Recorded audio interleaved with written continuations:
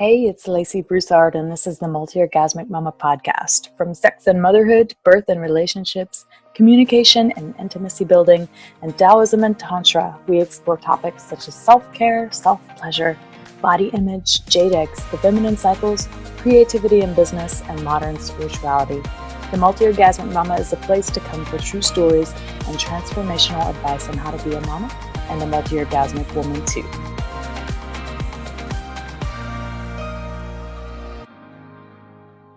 Welcome to the Multiorgasmic Mama podcast. This morning we have April Kline. She's a midwife, body worker, and educator. So April, how are you doing today? I'm doing awesome. How are you? I'm good. Thank you so much. So I'm just wondering if you could introduce yourself to everyone. What do you do?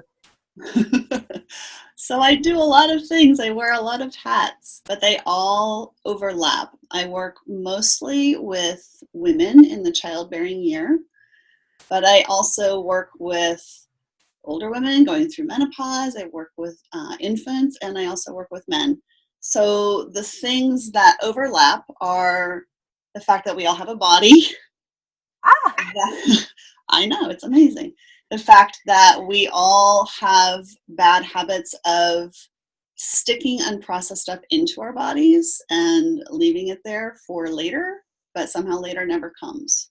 So that's the work that I do. I work with people after the fact when things have gotten stuck and help them find ways to release it and get it out of their bodies because, as you know, in the work that you do, you can't experience ecstasy. You can't experience flow. You can't be in the moment and enjoying now when your body is stuck in what happened 5 years ago or 20 years ago, or you're worried about what's coming tomorrow. So that's the overarching work that I do. I do the same kind of work when I educate because I'm trying to help people feel more comfortable in their bodies. So when I educate midwives on how to conduct postpartum, visits or prenatal visits or how to be present in a birth, all of that is with the intention of causing less traumatic incidents that will then get stored in the body. Yeah. When I educate people on hormone balancing, which is the other big thing that I educate on, I'm doing that with a specific eye towards helping people's bodies be calm and present and balanced and clean so that they can really enjoy being right where they are. Wow, it sounds like I'm all over the place, but really the overarching purpose is all the same. Yeah. Mm-hmm. I love that you work with men too. I do. It started out as, my husband needs to come see you. I think you could help him. And then word starts to trickle out. And it is not just a women's issue. It is not. It is anyone who has a body. Yeah. So tell us a little bit about that. Like, what do you actually do for people and what are people coming to you for? A lot of times people think they're coming to me for a good massage.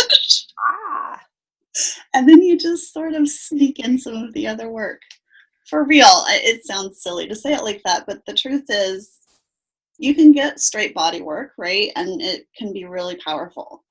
Just moving the muscles, just moving the soft tissue can release a lot of things. But what seems to happen, and I suppose that a lot of it's just that I have this intention, is that when people come in my door, they immediately feel safe and calm, and they see me and they see that I'm happy being who I am in my body, and they want that. I've had people literally say to me, I want what you have and I don't know how to get it. Can you help me? So you can be your own good walking advertisement, right? Yeah, absolutely. I get that a lot as well. Yeah, I bet you do. Yeah. But you can do a very straightforward bodywork session. But what I tend to do with new people who think that they're just coming to work out a tight muscle is help them get into a relaxed state, which isn't hard to do when you're getting a nice massage. Yeah. And then I'll feel what's happening in the body, and I can, at this point, after 16 plus years of doing this, I'm pretty good at figuring out if it's just straight up tension from a habitual posture or poor sleeping. habits or driving or things like that, or whether there's an emotional component. And I can say, so I'm getting a feeling here in this spot in your back, and I'm wondering if you'd like to hear what I'm getting. And it's very rare that someone will say no. You know, people like to know what you think is going on with them. Mm-hmm. There's a reason we like horoscopes, and you know, we want insights. So I will then just lob out something really gentle and see what the response is. And if the response is open-hearted, then we can start to dive in a little bit. And then the sessions can shift after that. Occasionally people get frightened, right? They see that Pandora's box, sort of the lid starting to go up, and they're like, oh no, slam that down. I am not going there. Yeah. It's rare. Usually the people that find me tend to be people that are, we call them the low-hanging fruit, right? Like the ripe peach that's just waiting for someone to pluck them down and help them unpack all of that old junk. So that's who I mostly get coming through my doors, are those beautiful ripe peaches that just need someone to point them the direction to start to unleash all of this stuff that they've been carrying for years. And it's heavy, heavy stuff, right? Yeah. So that is one thing that I've been thinking about since you sent me the questions, is about, well, so the conversation about PTSD, for instance, is so common now, and people will say, oh, I'm totally PTSD about that, or I totally have traumatic disorder over that. And the response is often sort of to brush it off, or to think the person's being hypersensitive, or, well, you don't really know, you didn't get diagnosed, or, and what I want to say about that is that trauma is in the eye of the traumatized. Yeah. Trauma is only gauged, the only correct measurement for trauma is from the traumatized person. So what you think of as a traumatic experience may have nothing to do with what I think is a traumatic experience. For instance, my younger daughter is a very sensitive person, and I can go in and I can have an annoyance that all of her clean clothes that I just folded, not that this has ever happened, all of her clean clothes that I just washed and folded and put in her room are now put back in the dirty clothes because she didn't take time to put them away. And she will read my very modulated annoyance. I'm like, really? Are we doing this now? And she will read that as me yelling at her because she's so sensitive.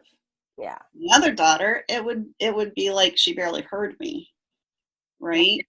So I just wanted to make that point that as care providers especially, I think we need to really take note that what we do is extremely powerful. Every word that comes out of our mouths, every thought that we even think, which is then projected through how we speak and how we hold our bodies, can be potentially traumatic for certain people. Yeah. I think that's so interesting. That brings up such a great conversation, is that when women experience issues in their sexuality, a lot of times it's linked to some sort of trauma. Mm-hmm. And the definition of what we think trauma is and what it actually is are usually two completely different things. Sexual trauma isn't just an advert thing that goes on like that. It's also, like, I consider experiencing sexual trauma from a lens of, I was taught so much guilt and shame around my body Mm-hmm. that turned into trauma, because I'm a highly sensitive person too. So like you were saying, like, your daughter is very sensitive and maybe you weren't yelling at her, but she might have taken it to be that way. That's kind of how it happened for me. I was so shut down sexually. I felt like I couldn't be free. I couldn't express myself the way I wanted to express myself because I had so much shame. Yeah. And just that really uptight, religious, conservative upbringing that I came into, it was just hammered in my psyche that your body is something that's, it's gross. It's dirty. It's not okay to be naked. Like, I got that message a lot. Trauma can happen and more than just, an advert thing. It's also, it can also be a subtle thing like that as well. So I'm thankful that you brought that up, because I think it's important for people to hear that. I think shame is a really powerful tool. Yeah. That some people use purposefully and some people use inadvertently. But it's powerful, and it's a way to keep us down. And the effect of it in our bodies is that it completely shuts us off. Yeah. So my early understandings from the church that I was brought up in was that the spirit was good and the body was bad. Yep. So the church that I was raised in was pretty strict. We weren't allowed to have pierced ears. We weren't allowed to wear flashy clothes. We weren't allowed to dance. School dances were forbidden. So we weren't allowed to even see movies.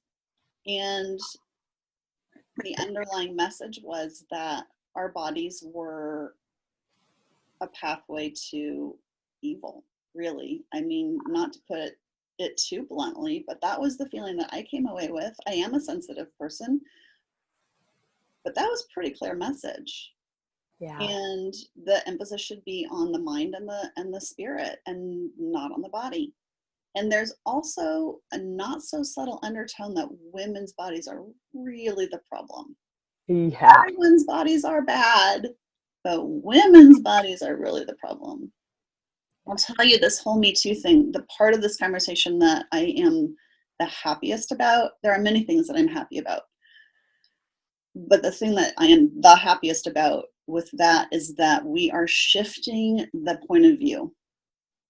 I am seeing people catching how we phrase things that I have been thinking for years, and now everyone seems to be seeing it. It is not, all right, so even my 16-year-old, here's a good example. My 16-year-old came home and told me that at school they were cracking down on the girls for wearing straps on their shirts, like just strapped shirts. So the cute little shirts that show the shoulders, or tank toppy kind of shirts, anything that showed shoulders was now forbidden, because you can hear it coming, right? It was distracting the boys. Oh yeah. We have that going on with my stepdaughter's school as well. And I've been in multiple conversations with their principal and the school board. I want to hear about that. I was proud of myself. I didn't go off and start railing. I said, so what do you think about that? Yeah. And I was so impressed with her, and it made me happy. Even that, the boys can't maintain their own ability to study and look at their books if I'm wearing a shirt that shows my shoulders. So basically she's saying that's not my problem, right? Yeah. So that's the shift in conversation that I'm thrilled to hear, because as my daughter also said, aren't women 51% of the population?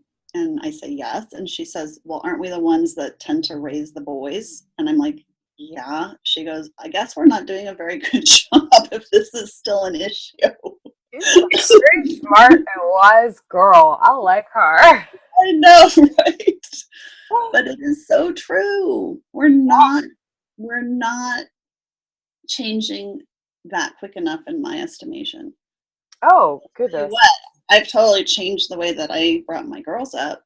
They're so, I don't want to say blasé, but it's just not a conversation point. What their bodies look like, what they wear, they want to look nice, but it's not a huge conversation.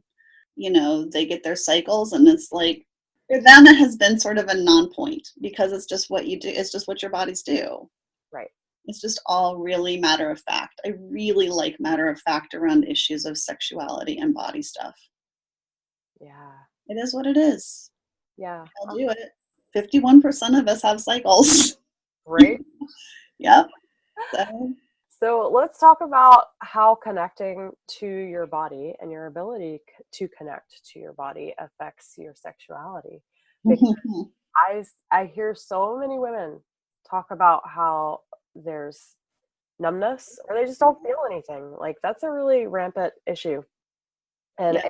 it has a lot to do with not being able to connect with your body. Like, you're completely in your head all of the time, or there's something blocking you from having that connection because it doesn't feel safe, or something going on like that. So I'm curious to hear what you have to say about that. So the common thinking is, if something doesn't feel good, you want to avoid it, right? Mm-hmm. And I do think that that's a big part of it. If your body doesn't feel good, if you've drunk the Kool-Aid that your body has hips that are too big, or thighs that touch, or God forbid, or, I mean, my goodness, we even have plastic surgery for labia now. Oh God, don't get me started on that. Oh, and collagen injections, because goodness knows she doesn't look cute enough. You know, she needs some collagen injections. Yeah. So, you know, let's just go back to the matter of fact. Like, women's reproductive organs change over the course of their life. It's not a static thing. And I would hope that we could embrace that as a society, but not there yet. Yeah. So that's the common thinking, that if you're not happy, if it doesn't feel good, you don't want to go there. And I do think that's a big part of it. But the other part of it, I think, is even more important to have a conversation about, which is, if it feels really good, you don't want to go there. Yeah. I love that. I love that you pointed that out.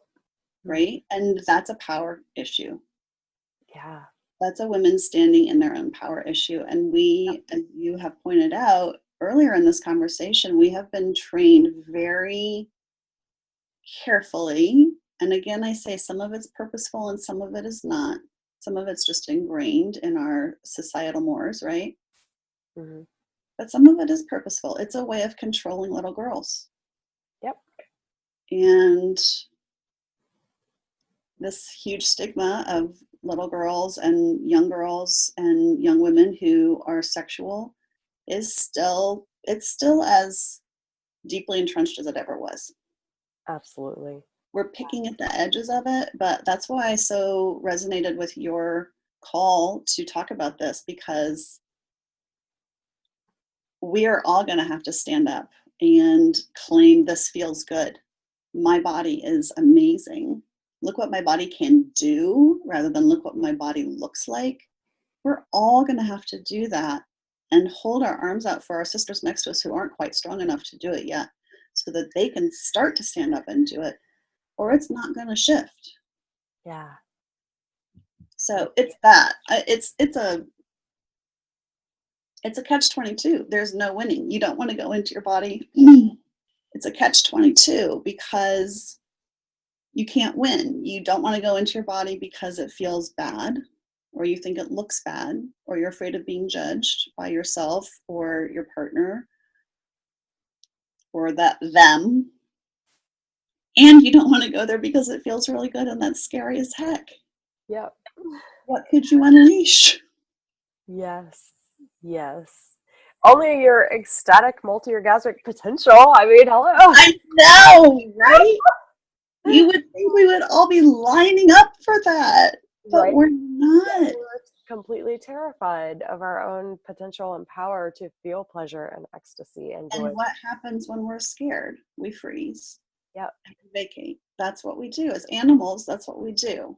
Yeah. Think about an animal. Think about a deer. If there's a predator or a potential threat, what does the deer do?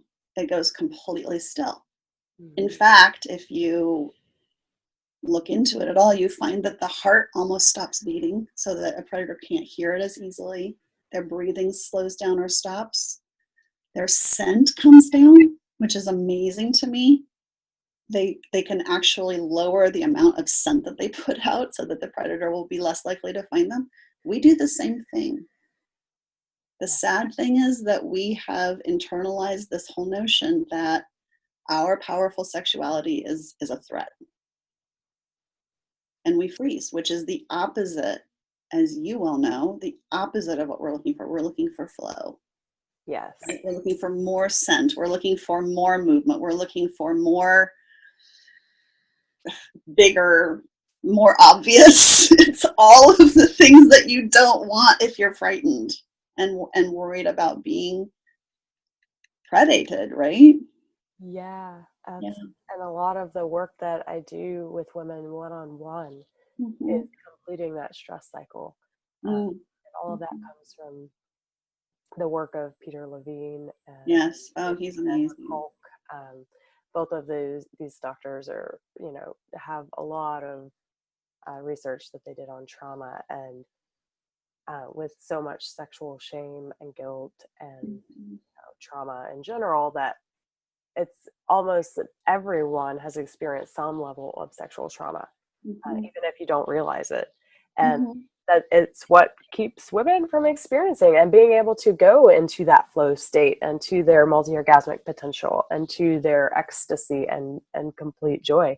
And if it doesn't feel safe, you can't go there.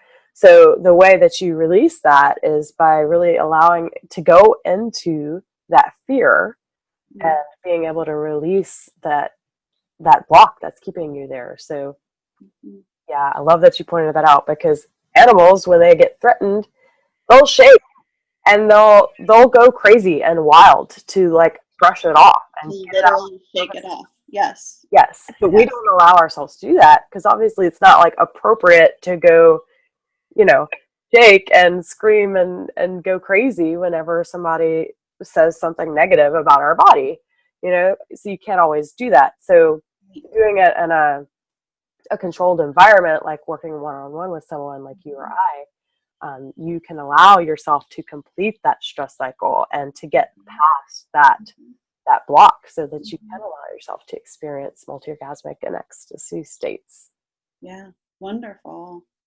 I do really want to say how much I appreciate your emphasis on shame. And I would also add non-communicativeness, Mm, right? We all learn all of these things from somewhere. yeah. So when I teach sex ed to younger kids and middle schoolers, I always say to the parents that are concerned about their kids coming to the class, they're going to learn it from somewhere. Yep. You know it all, right? Do you know what fellatio is? Well, of course. Well, where did you learn it? I don't remember. Probably from a friend. Yeah. And I was like, is that how you want your children to internalize these really, really foundational concepts? Is I don't remember, or maybe from a friend who probably didn't even have accurate information. Yeah. Wouldn't you rather have them learn it in a matter of fact, clean, unemotionally entangled way? Yeah. I know that's such an issue. And I have a fourth grader and a sixth grader. So I hear from so many parents talking about like, oh my God, they're asking me questions and I don't know how to respond. What do I say? And I'm like, why wouldn't you talk to them about the most important thing that humans experience? Mm-hmm. Like they don't even want to talk about it because of their own shame around it. Yeah. And it's so sad because I can't help them right then and there work through their own issues with being able to talk to their kid about their sexuality, but it is. Maybe you can help them see that it's not something that needs to be perpetuated down to the next generation. How did that work for you? I mean, that's one thing that I have found some success with is how has that worked for you? I love that. That's great. And they'll say, well, I'm fine. And I'll say, except you don't feel good talking to your kid about it. So there must be something there that doesn't feel fine, or it wouldn't be an issue. Yeah. So yeah, I think that it's the same as teaching any skill, right? The same as how do you use a toilet? How do you learn to walk? How do you learn to drive a car, which is the one we're in the middle of now. I'll be honest with you, Lizzie. I'm having a way harder time with the solo driving than I am about sexual stuff. I have been there and I will vouch for the same, Mama. Yes.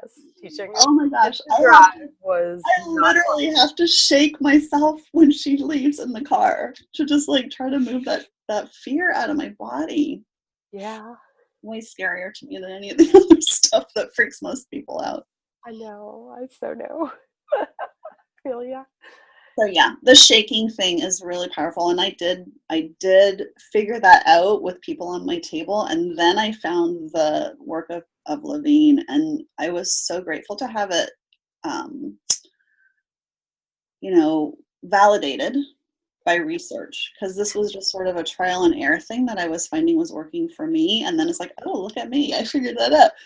But yeah, it's so grounded in research, and it's a really easy technique to do and profoundly powerful.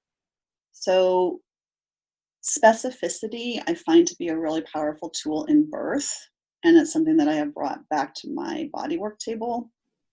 And when I say that, I want to give you an example. So a woman is in labor and she's beginning to be overwhelmed by the surges. She has been working with them pretty well up to this point, but now they're getting more powerful, and it's scary as heck. And it's because she's not living in that exact moment, right? She's thinking about all of the ones she's lived through to this point. She's thinking about how bad the ones that are coming are going to be and how much worse is it going to get. And now she's not breathing well, and now she's starting to go into that traumatized lockdown state. Yeah. I can't do this. I'm not big enough to do this. This is overwhelming me. And a tool that I have found really powerful in that situation is, tell me what you're feeling. And she'll say, I'm just overwhelmed. I can't even catch my breath. They're just so big. And I'm like, no, I want you to be really specific with me what you're feeling. Where are you feeling this feeling? Yeah. And she's like, I don't know, in my belly. And I'm like, can you show me exactly where? And she'll say, well, it's kind of like right here. And then she'll go, and then she engages on a mental level, which feels comforting, right? Because we're used to that. We're safe there. We're safe in our mind. So she engages on a mental level to figure out where in her body she's feeling what.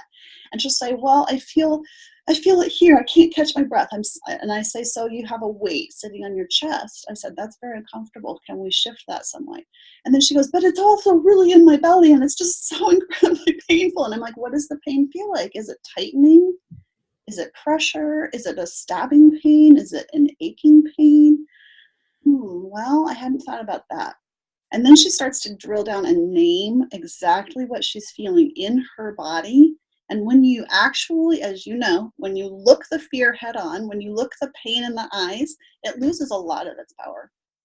Yeah. Just in that simple exercise. Yeah. So that simple tool, and I use that with myself too.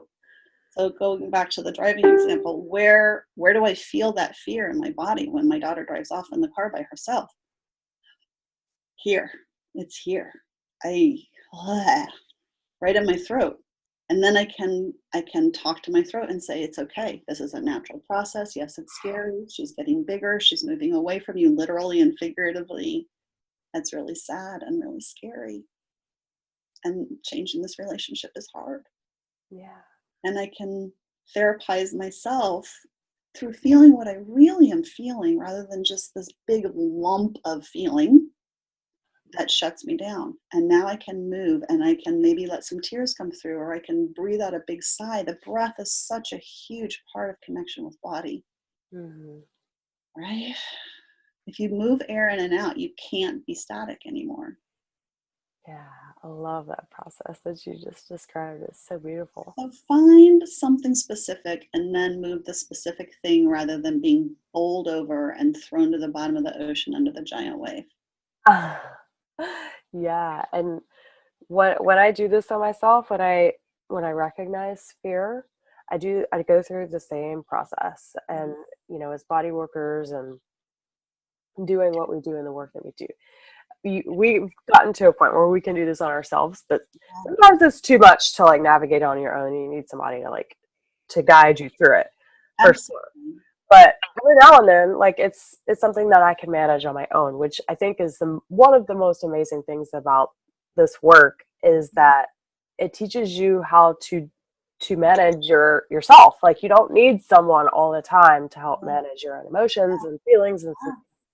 So one thing that I'll do is I'll go into the fear or whatever sensation, if it's a contraction or constriction, and I'll ask it, what do you want? What do you need? Yeah, speak to it like it's a person. Yeah, and what is your purpose? Yeah, why are you here? Yeah, and often that will completely dispel it, or it'll totally make sense why I'm feeling it or what's going on. So yeah, that's Understanding makes things less scary for sure. yeah. I talk to my clients all the time about mind, body, and spirit, because I think that was such a missing thing for me. Like we talked about when I was growing up, they were all separate, right? They were supposed to live in separate rooms, and one room you definitely weren't supposed to even open the door on. Yep. But I like them all in the same room. So I talk about the fact that they all move very differently, though. And most of us are very comfortable with the way one moves and less with the other two. So for most of us, our minds are very facile, right? They're very fast. You can create a reality in your mind that's so real. Like now, I mean, we could create anything we wanted right now with our minds, and it's there. So super fast. Our emotions are a little bit slower, but pretty quick too. But our bodies are really slow. Yeah. Right? Our bodies, I think of our bodies as kind of like toddlers. They are a little obstinate. They don't get things very quickly. Their whole purpose in life is to make sure that we survive. That's really their whole MO. And they don't care about much else. Maybe they care about pleasure. Maybe they care a little bit about a few, but mostly they care about us surviving. Yes. So that's often at odds with our emotional self, and definitely regularly at odds with our mental selves. So what do most people do? Over time, they put, when I work on someone and they have this issue, it literally feels like a steel plate right across here. So there's a ton of hot moving energy up here. And then somewhere in the neck or shoulders, it's like it just stops. There's just nothing from there down. Yeah. And the work that you're describing is the work that you do. Then you help people recognize that that energy is stopping and that that's not a healthy thing. It's actually creating a space for illness and chronic issues in the body, because you have no idea what's going on. You're not receiving the messages. Your body is your best messenger if you're willing to listen. Yeah. So you move that energy down into the body the best that you can, and you bring people's attention to places, and you teach them what you just said. You teach them to talk with their bodies. What is this for? Well, I don't know why it's there. It's always there. I've never been able to lift my arm above shoulder height since I was like 18 years old. Oh, that's so interesting to me. What do you think your body's telling you with that? Well, I don't know. It's just annoying. It's horrible. I wish I could fix it, but I'm not going to go get surgery. Well, maybe there's something important there, or it wouldn't still be there. You know, things don't stay around for no reason. If they're not getting something, they're not going to stay. So then you start to have the conversation about the fact that she feels very inflexible, or she feels like every time that she would raise her hand in class, this is actually an example, which seems so, it just seems so overly obvious that it's laughable, but literally she got in trouble every time she raised her hand in class. Yeah, clearly.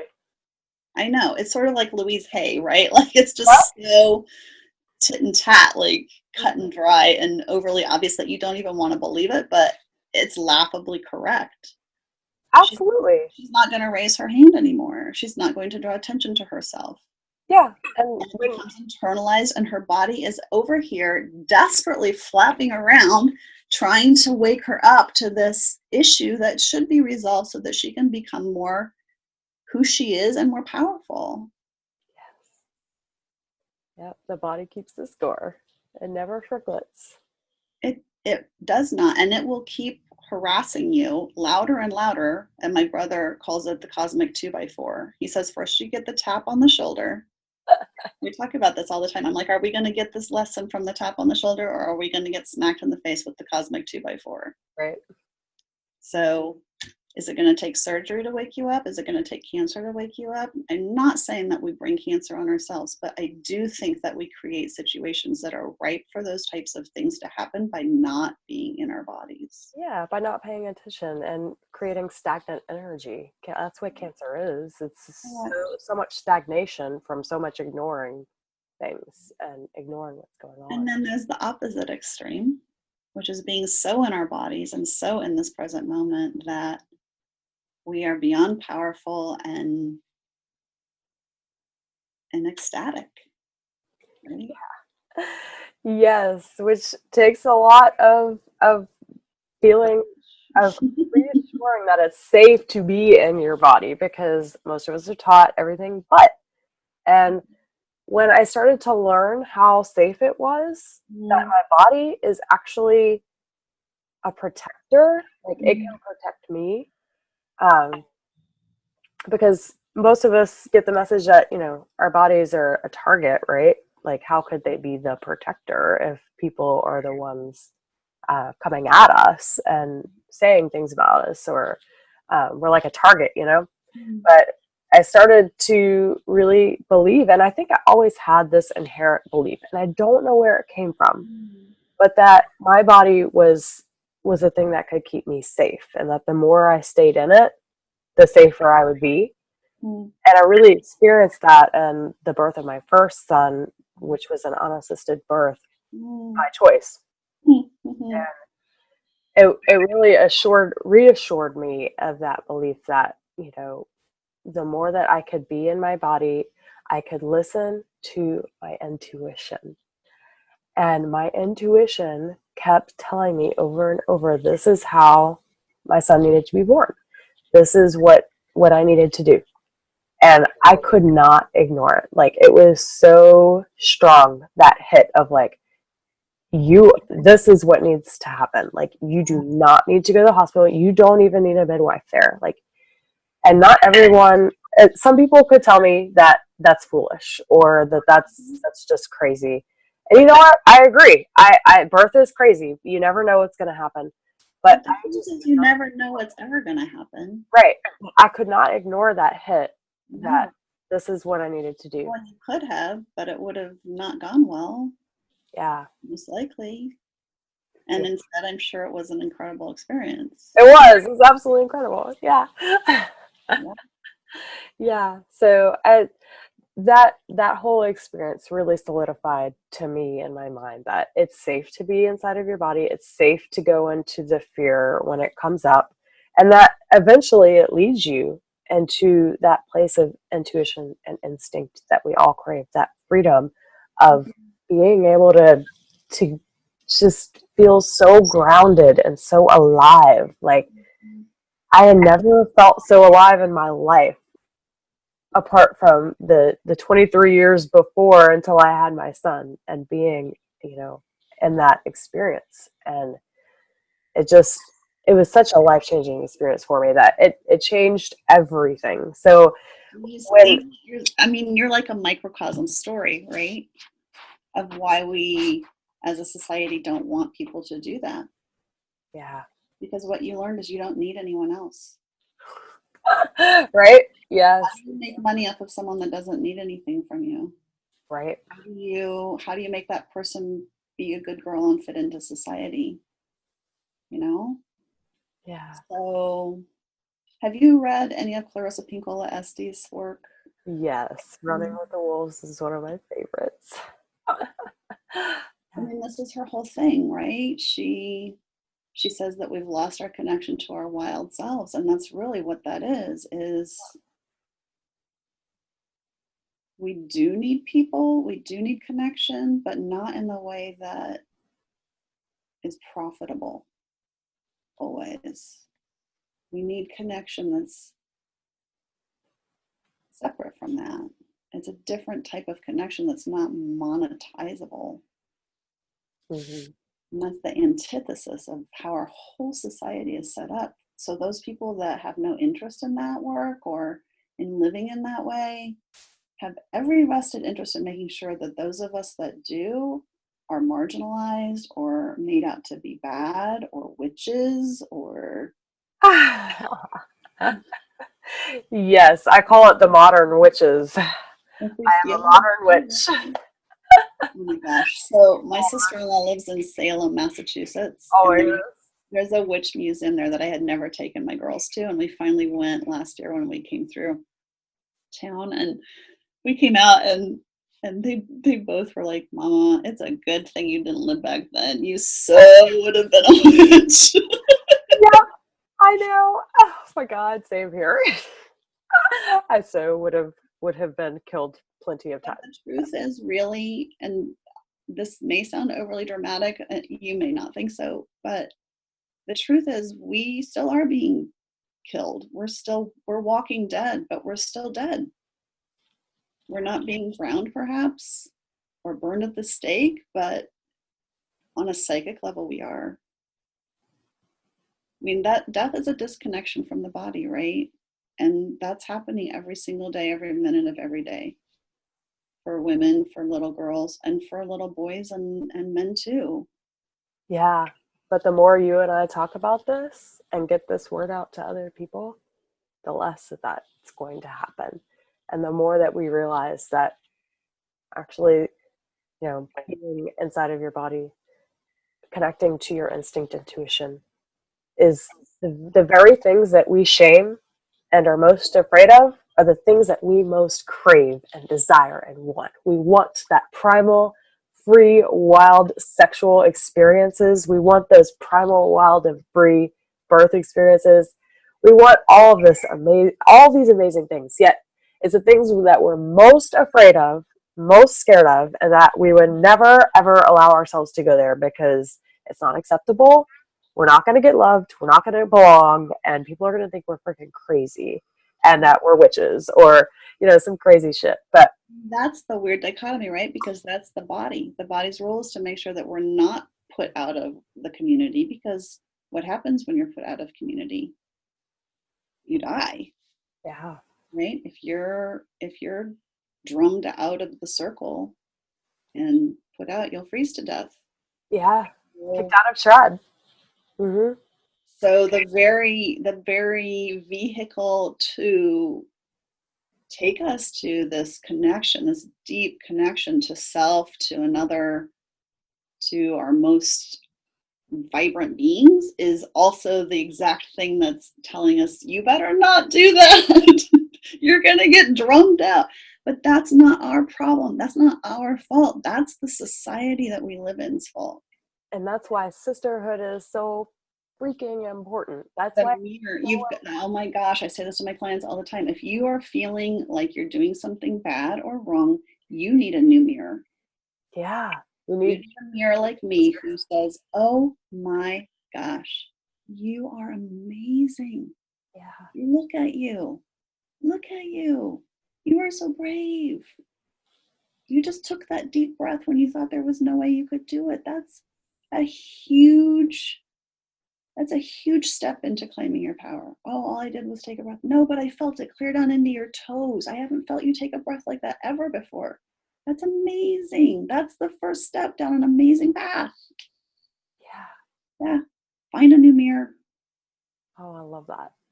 Yes, find a new mirror. Find a new yardstick, find a new mirror. And that's the other thing that's scary, right? If you start to step into this powerful place, the people that are closest to you may not like it.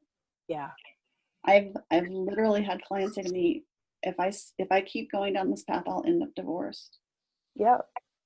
And I don't want to be divorced. I've had people tell me that God hates divorce. Yeah. I've had people tell me that they won't be able to survive if they continue down this path. And I've had experiences where I have felt so clearly, I'm not a medical intuitive, but occasionally it's just so powerfully, overwhelmingly strong. This person's at a tipping point where they will head down into serious physical illness if they don't shift it right now. Yeah. So, I feel that too. Yeah. And it's a deep, deep, deep commitment to your truth, to the truth of who you are, that will change the way that we treat other women. And the whole shame, it only gets passed down because no one says anything different. And that's why we're sitting here today having this conversation, because I refuse. It is this deep commitment to my own truth that I refuse not to say anything. It's not going to happen anymore. Yep. Yeah. Yay. Amen, sister. Yeah. You on that big time. I'm really glad you're doing this. Thank you. Yeah. So I have one more question for you. Okay. And this is a question I ask everyone. Okay. So if you could give one piece of advice or one tip about being a multi-orgasmic mama, what would it be? Wow, just one? Or two, if you have them. Well, we've woven it through this whole amazing conversation. Get really specific. Really feel exactly what you're feeling. Try not to give in to the tug of,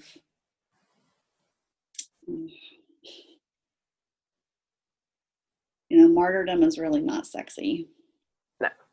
And that pull of, well, I did so much more than you did today, and I've been cleaning dirty butts and cat poop and dishes, and here I am, and now you want sex from me. Let's shift that. Let's change that point of view to, I want to feel something good. I want to reconnect with my body. And this is a really beautiful way I can do it. It's not giving someone something. It's releasing into feeling. So feel what you feel. If you are in a place where you've been giving all day and you can't abide the thought of taking in one more thing, don't take them in. If you're with a man, don't take them in, but say, I just want to feel with you. Can we take some time and just feel together? And then really feel. And I can't imagine that if you really feel what you're feeling, you won't find that you're getting turned on and that you're becoming much more present and in that exact moment instead of back at the sink full of dirty dishes. And that's such a gift to give to yourself. I'd rather end my day that way than going to bed angry about the dirty dishes and the cat poop, personally. Hell yeah. Allow yourself to feel whatever you're feeling. Accepting where you're at is like the first step to like getting what you want, right? My husband will be the first to tell you that sex often includes for me. Start moving.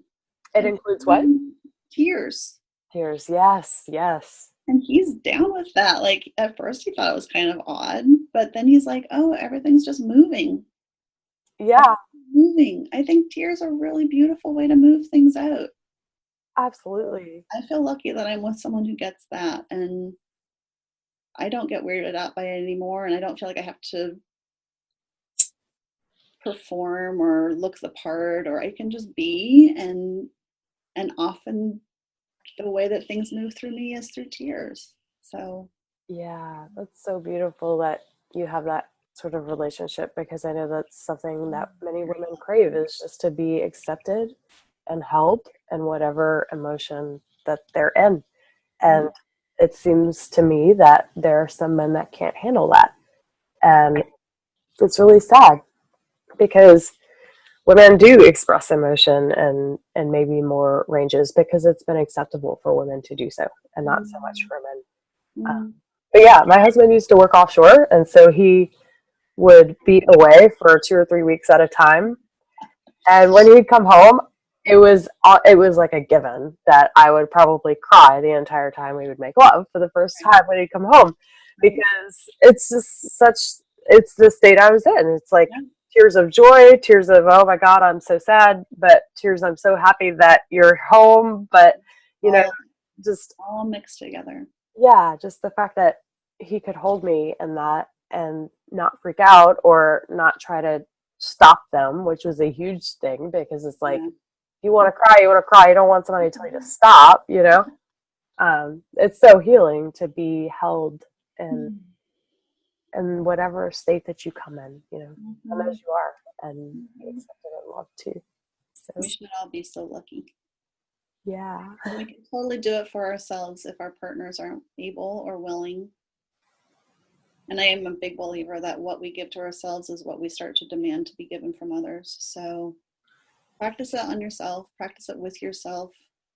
And I have not had an experience where this isn't true. What you start to get back from other people will rise to meet it. Yes. I love that. Well, thank you so much, April. This So has been an amazing, deep conversation. every second of it. Thank you so much. Yeah, awesome.